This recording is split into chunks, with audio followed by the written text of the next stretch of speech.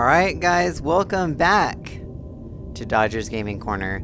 Today we are checking out Dagon, an H.P. Lovecraft's story-driven game. This isn't a type of game I usually play, but I wanted to do something different. I thought this would be great for any fans who love H.P. Lovecraft, who love trivia. This was originally a PC flat screen game, but recently updated for VR, so we're going to be in the story. The part I am playing is free through Steam. There is a DLC that I might actually go down and download and do more of this game. So we'll see. Let's see how this does. Let's see if you guys enjoy it. Let's see if I get some good views, and if I do, I'll head back in and do the DLC and continue. So let's go into this one. Dagon is a faithful interactive adaptation of H.P. Lovecraft's work focused on story and atmosphere. You will not find difficult choices, action sequences, or inventory management here, and movement is limited to progressing through locations along the plot. I am writing this under an appreciable mental strain, since by tonight I shall be no more. Alright, so during the game you'll encounter interactive elements. Some of them will allow you to continue your journey. Others reveal interesting facts about the original short story and its historical background and the author. So I'll be looking for little interactive, these right here. I'm going to save these till the end, so I will have a timestamp so that way you can read all of them at the end. I might briefly touch upon it, but definitely at the end. Penniless, and at the end of my supply of the drug which alone makes life endurable, I can bear the torture no longer, and shall cast myself from this garret window into the squalid street below. Do not think from my slavery to morphine that I am a weakling or a degenerate. When you have read these hastily scrawled pages, you may guess, though never fully realize, why it is that I must have forgetfulness or death. Wow, that's not very cool, dude. Why? Why are you gonna be like that? So here's the first one. Morphine. So this will be at the end. So do you like my house? I need to update the wallpaper a little bit.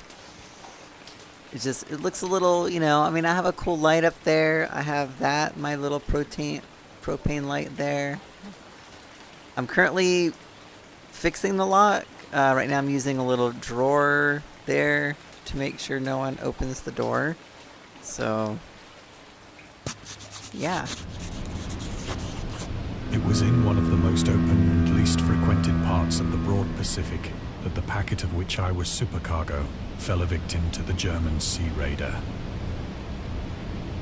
Wow, this is not a fun place to be. Nope.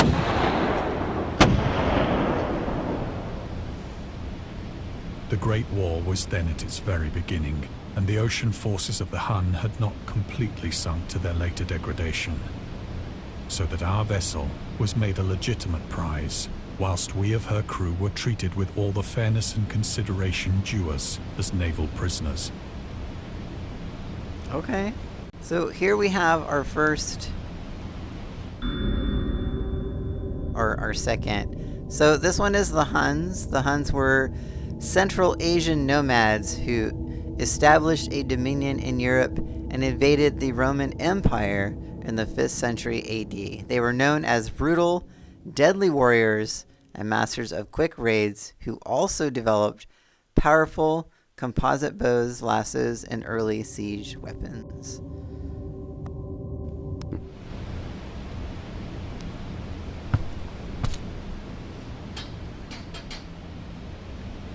Yep. So liberal, indeed, was the discipline of our captors, that 5 days after we were taken, I managed to escape alone in a small boat with water and provisions for a good length of time. Oh, so we're leaving. Oh, there's my provisions. Nothing else to click on.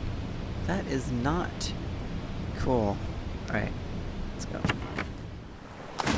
I'm not happy with my provisions, by the way. When I finally found myself adrift and free, I had but little idea of my surroundings. Yeah, I don't really like being out Never here. a competent navigator, I could only guess vaguely by the sun and stars that I was somewhat south of the equator. Really? Where are we?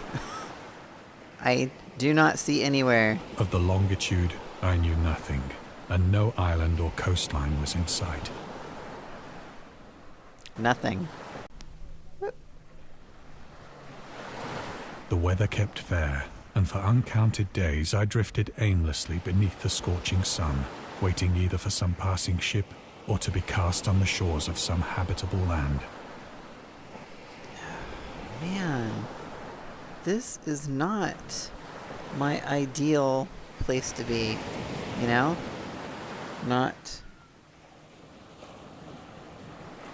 somewhere where I want to be. But neither ship nor land appeared, and I began to despair in my solitude upon the heaving vastness of unbroken blue. What? The change happened whilst What I change? I don't like that music. slept. Its details I shall never know, I don't for like my it. slumber, though troubled and dream-infested, was continuous. Oh no. No, no, no, no. No, no, no, no, no, no. What the hell? Oh. What is that over there? Oh my god. Okay. When at last I awoke, it was to discover myself half sucked into a slimy expanse of hellish black mire, which extended about me in monotonous undulations as far as I could see, and in which my boat lay grounded some distance away. Though one might well imagine that my first sensation would be of wonder at so prodigious and unexpected a transformation of scenery, I was in reality more horrified than astonished. For there was in the air, and in the rotting soil, a sinister quality which chilled me to the very core. Don't. The region was putrid with the carcasses of decaying fish, and of other, less describable things which I saw protruding from the nasty mud of the unending plain. Perhaps I should not hope to convey in mere words the unutterable hideousness that can dwell in absolute silence and barren immensity. There was nothing within hearing, and nothing in sight save a vast reach of black slime. Yet the very completeness of the stillness and the homogeneity of the landscape oppressed me with a nauseating fear. The sun was blazing down from a sky which seemed to me almost black in its cloudless cruelty, as though reflecting the inky marsh beneath my feet. Oh. No, no, no. What is all of this? Let's go back. Over there. Squish, squish. Squish. As I crawled into the stranded boat, I realized that only one theory could explain my position. Through some unprecedented volcanic upheaval, a portion of the ocean floor must have been thrown to the surface, exposing regions for which innumerable millions of years had lain hidden under unfathomable watery depths. So great was the extent of the new land which had risen beneath me that I could not detect the faintest noise of the surging ocean, straining my ears as I might. Nor were there any seafowl to prey upon the dead things. Oh, good point. I don't know what that is, but it's moving. I don't like that. I don't like that at all. Do I have anything? Oh. What is this? Okay, that's weird. Alright. For several hours I sat thinking or brooding in the boat, which lay upon its side and afforded a slight shade as the sun moved across the heavens. Oh my god, so much going on right now. As the day progressed, the ground lost some of its stickiness and seemed likely to dry sufficiently for traveling purposes in a short time. Good, good. That night I slept but little, and the next day I made for myself a pack containing food and water, preparatory to an overland journey in search of the vanished sea and possible rescue. Yes. Let's get out of here, shall we? I don't like that. Why is it glowing? So much going on over here. Can we... On the third morning, I found the soil dry enough to walk upon with ease. The odor of the fish was maddening, but I was too much concerned with graver things to mind so slight an evil, and set out boldly for an unknown goal. So much. Look at all of this.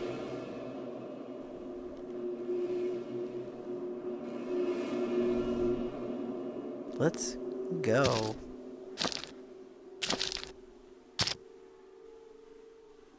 All day I forged steadily westward, guided by a faraway hummock which rose higher than any other elevation on the rolling desert. Oh my god. Look at all of this. What is that? Those look... I've seen those before. Are those from, like... I don't know. I don't like that, though. Okay? We're gonna go. Nope. We are gonna keep going.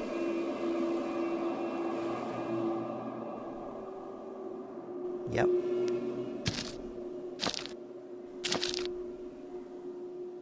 Oh. That night, I encamped, What? and on the following day Why? still travelled toward the hummock, though that object seemed scarcely nearer than when I had first espied it.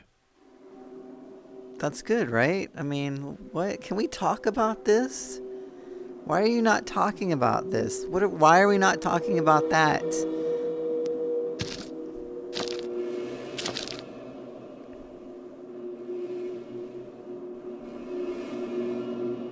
By the fourth evening, I attained the base of the mound, which turned out to be much higher than it had appeared from a distance.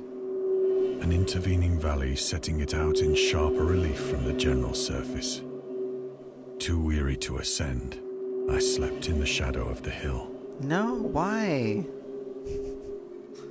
I know not why my dreams were so wild that night, but ere the waning and fantastically gibbous moon had risen far above the eastern plain, But I was oh my awake God. in a cold perspiration, determined to sleep no more. Such visions as I had experienced were too much for me to endure again. It's very starry. It's nice. I like the moon. The moon's nice, but I don't like the ground. I don't like the ground. And in the glow of the moon I saw how unwise I had been to travel by day. Without the glare of the parching sun, my journey would have cost me less energy. Indeed, I now felt quite able to perform the ascent which had deterred me at sunset. Picking up my pack, I started for the crest of the eminence. Okay.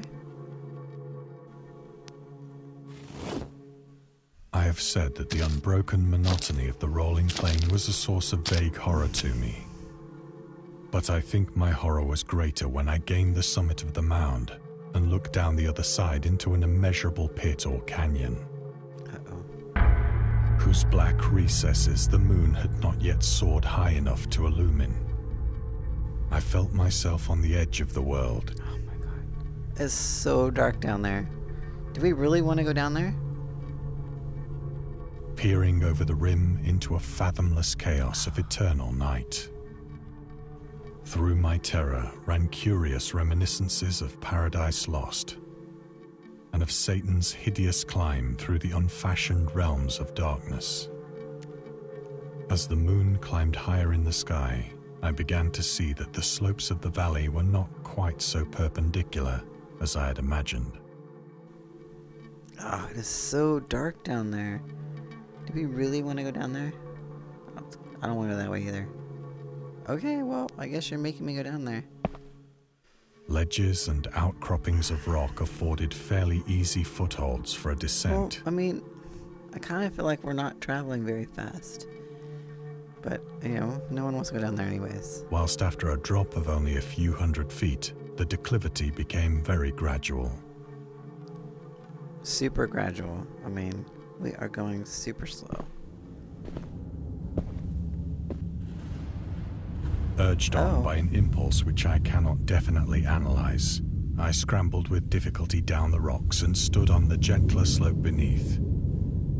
What is that? Are we going to talk about that? Gazing into the Stygian deeps, where no light had yet penetrated. All at once, my attention was captured by a vast and singular object on the opposite slope, which rose steeply about 100 yards ahead of me. An object that gleamed whitely in the newly bestowed rays of the ascending moon. Oh my god. Oh yeah, we're going to get closer. That it was merely a gigantic piece of stone, I soon assured myself. It's good. It's good. But I was conscious of a distinct impression that its contour and position were not altogether the work of nature. No. A closer scrutiny filled me with sensations I cannot express. Oh. For despite its enormous magnitude, and its position in an abyss which had yawned at the bottom of the sea since the world was young, I perceived beyond a doubt that the strange object was a well-shaped monolith, whose massive bulk had known the workmanship and perhaps the worship of living and thinking creatures. Well. Dazed and frightened, yet not without a certain thrill of the scientist's or archaeologist's delight, I examined my surroundings more closely. Oh. Closer.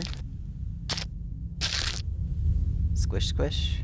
Oh, okay. The moon, now near the zenith, shone weirdly and vividly above the towering steeps that hemmed in the chasm, and revealed the fact that a far-flung body of water flowed at the bottom, winding out of sight in both directions, and almost lapping my feet as I stood on the slope. Oh, man. Across the chasm, the wavelets washed the base of the cyclopean monolith, on whose surface I could now trace both inscriptions and crude sculptures. Yeah, I see that. And we're gonna go even closer. The writing was in a system of hieroglyphics unknown to me and unlike anything I'd ever seen in books, consisting for the most part of conventionalized aquatic symbols such as fishes, eels, octopi, crustaceans, mollusks, whales, and the like. Several characters obviously represented marine things which are unknown to the modern world, but whose decomposing forms I had observed on the ocean-risen plain. It was the pictorial carving, however, that did most to hold me spellbound. Are you talking about that right there? Plainly visible across the intervening water, on account of their enormous size, were an array of bas-reliefs whose subjects would have excited the envy of a doré. I think that these things were supposed to depict men, at least a certain sort of men. Mermen. Though the creatures were shown there. disporting like Those fishes mermen? in the waters of some marine grotto, or paying homage at some monolithic shrine which appeared to be under the waves as well. Of their faces and forms I dare not speak in detail, for the mere remembrance makes me grow faint. Grotesque beyond the imagination of a Poe or a Bulwer. They were damnably human in general outline, despite webbed hands and feet, shockingly wide and flabby lips, glassy, bulging eyes, and other features less pleasant to recall. Curiously enough, they seemed to have been chiseled badly out of proportion with their scenic background. Wouldn't say. For one of the creatures was shown in the act of killing a whale, represented as but little larger than himself. Yeah, I don't like that at all. I remarked, as I say, their grotesqueness and strange size, but in a moment decided that they were merely the imaginary gods of some primitive fishing or seafaring tribe. Some tribe whose last descendant had perished eras before the first ancestor of the Piltdown or Neanderthal man was born.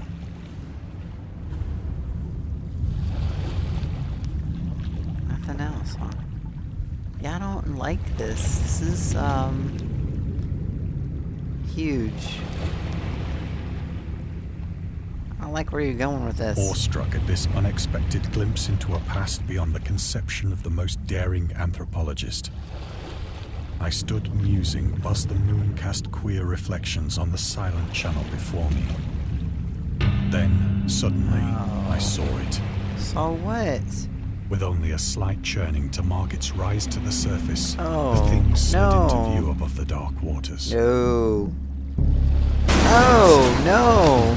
And loathsome, it darted like a stupendous monster of nightmares to the monolith, about which it flung its gigantic scaly arms, the while it bowed its hideous head and gave vent to certain measured sounds. Can we go? Let's go. I I don't think want to I be went there. mad then. Yeah. I could see, yeah, you know. Of my frantic ascent of the sloping cliff and of my delirious journey back to the stranded boat, I remember little. Yeah. No. No. Is it still down there? Is it gonna come get me if I don't go? Well, I don't want it to come get me. I'd rather just... Can we go a little quicker? I believe I sang a great deal and laughed oddly when I was unable to sing.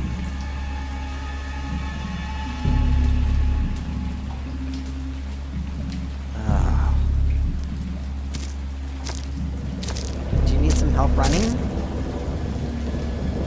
I Now have it's raining. indistinct recollections of a great storm sometime after I reached the boat. At any rate, I know that I heard pearls of thunder and other tones which nature utters only in her wildest moods.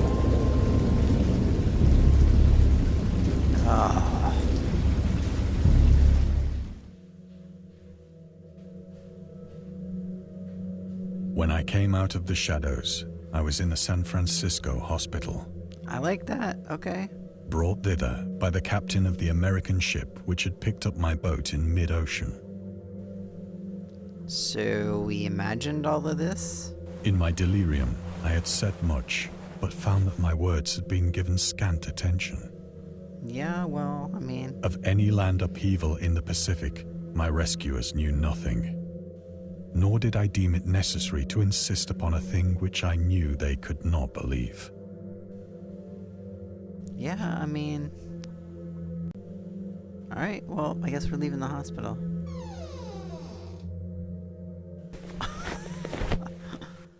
Once I that's not sought weird. out a celebrated ethnologist and amused him with peculiar questions regarding the ancient Philistine legend of Dagon, the fish god. Ah, Dagon the fish god. I like being back.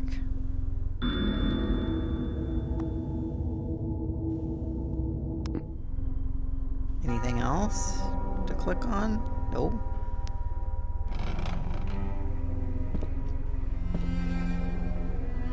But soon perceiving that he was hopelessly conventional, I did not press my inquiries. Yeah, I mean, he might think you're a little crazy. We don't want him to think we're crazy, right? I mean...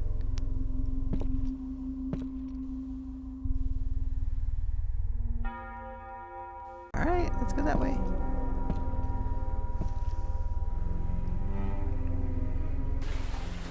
It is at night, especially when the moon is gibbous and waning, that I see the thing. Uh-oh, what thing do you see? I tried morphine, Don't try it.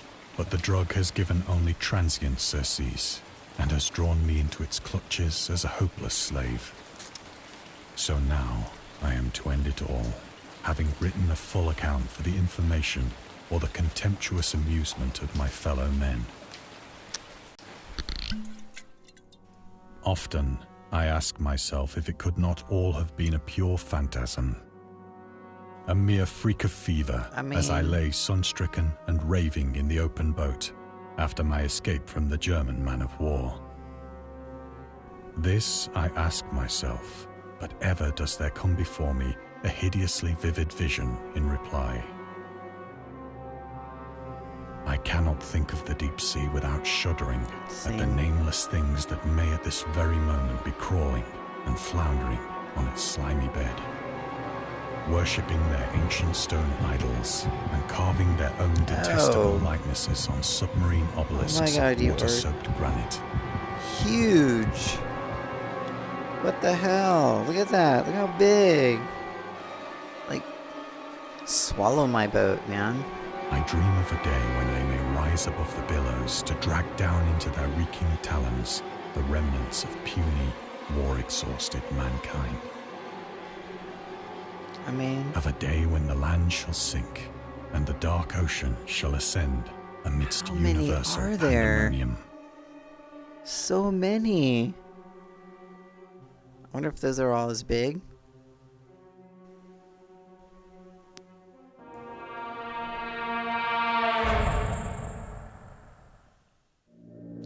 The end is near. I hear a noise at the door, as of some immense slippery body lumbering against it. Oh my god. No. No. Why would I want to go to the door? It shall not find me. Nope. No, nope, nope, nope, nope, nope, nope. Ah, good, we're moving back. God, that hand!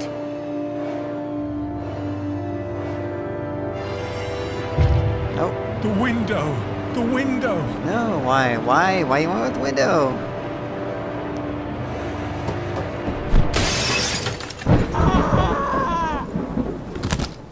Did not sound good. Thank you for playing. We hope you enjoyed immersing yourself in our little pool of cosmic horror. We would appreciate it if you took a moment to rate Dagon and check out our other games and DLCs. So, yes. Alright guys, that's going to be it for today. Definitely do go check out this game if you can. Like I said earlier, it is free on Steam. There is a DLC. Let's see how this one does, and I may go back in and play the DLCs and continue the story. And then the trivia that I found, I will leave at the end of the video. I will have a timestamp, that way you can check that out. I hope you enjoyed this video. If you did, hit that like button. And if you want to see more content like this, hit subscribe. And as always, happy gaming, and I'll see you in the next video.